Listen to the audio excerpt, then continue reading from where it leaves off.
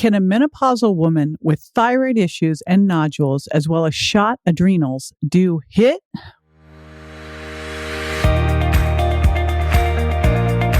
This is JJ Virgin, 4-time New York Times bestselling author, celebrity nutrition expert, and fitness Hall of Famer. I've been on a lifelong quest for answers to the toughest health questions. And now I'm sharing what I found with you. Welcome to Ask the Health Expert. Karen Smith-Towell from Facebook asks, can a menopausal woman with thyroid issues and nodules, as well as shot adrenals, do HIIT, meaning high-intensity interval training? She says, I need to get back into exercising again to lose stubborn weight, especially since I'm now in menopausal mode. But I'm afraid I'll make my thyroid and stressed adrenals even more stressed, and I don't want my workouts to be counterproductive. Thanks so much. All right, there's a lot in this question to unpack. I'm ready to do it. I'll be right back. Stay with me.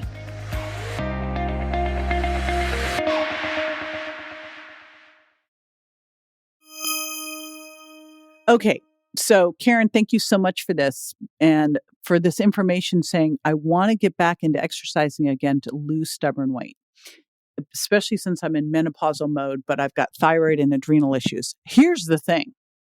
Let's look at what is going to be the most important for you to lose weight during menopause. And this is where I'm going to go over and over and over again saying your body's not a bank account, it's a chemistry lab, and hormonal balance is everything. So we want to really work on making sure that the exercise you're doing helps with balancing hormones. I'm going to do a shout out to my buddy Deborah Atkinson of Flipping 50 because this is what she does. She teaches hormonally balanced exercise. So check out her programs because they will work really well for you. Because here's the thing. If you've got thyroid issues and stressed adrenals and you go push it hard, you will make it worse. And that's not going to help you with weight loss. What's important first in weight loss is to make sure your diet is super dialed in. So you figured out your food intolerances with the Virgin diet and you've lowered your sugar impact with the sugar impact diet. That is going to be first step, right? And that you're really watching your meal timing as well, which is another thing I talk about in the sugar impact diet. Then we want to make sure that you are improving your adrenal function, which is the most important thing that you can be doing as you're moving into menopause, is making sure that your adrenals are working well because they've got to really take the ball when you're going through menopause. So that means getting great sleep, doing great recovery. Now, exercise is important for improving your adrenal status. What I want you to think about first is this, just starting to move more throughout the day. This is where it's great to have a Fitbit or some kind of tracker that can actually watch the number of steps. So make sure that you're actually doing nice, low intensity movement all day long. Get a dog, do whatever you need to do to move more. Okay. That's the first step. Next thing is starting to add in small amounts of high intensity interval training.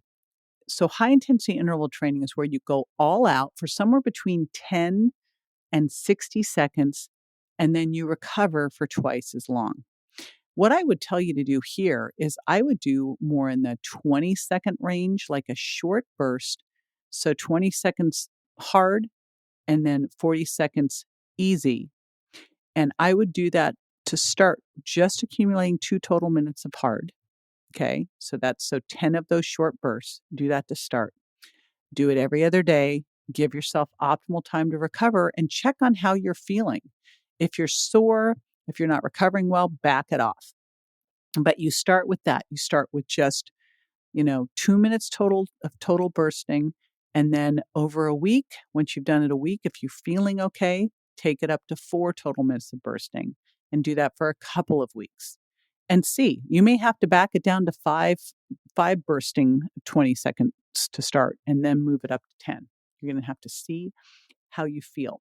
So that's the first thing I would do. And the reason I'm stressing to add in the high intensity interval training first is because it teaches your sympathetic nervous system how to handle stress better. So it actually can help you here if you don't overdo it. Exercise is a bell-shaped curve. It can be therapeutic or destructive depending on the dose. We want to make sure that you're doing enough but not too much and you're giving yourself adequate time to recover. The next thing I would add in here is I would look at what you can do that is good for restoring. So a good restorative yoga class, and you can get these online.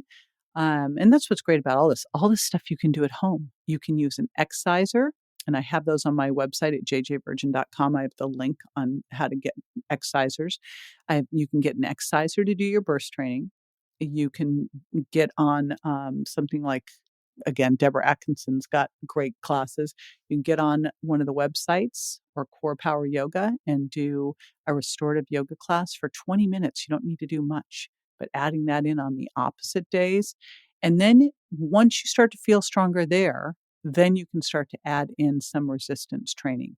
But give yourself time on each of this. And remember that for you to lose weight during menopause, the most important thing is to create as much hormonal balance as possible, which I know is like crazy moving target during menopause. But the big way to do that is to really take care of your adrenals. Good rest, good recovery, teaching your body how to handle stress better. All righty. Hope that serves you. This is JJ with Ask the Health Expert. I do this 5 times a week, so make sure you never miss a show by going to subscribetojj.com.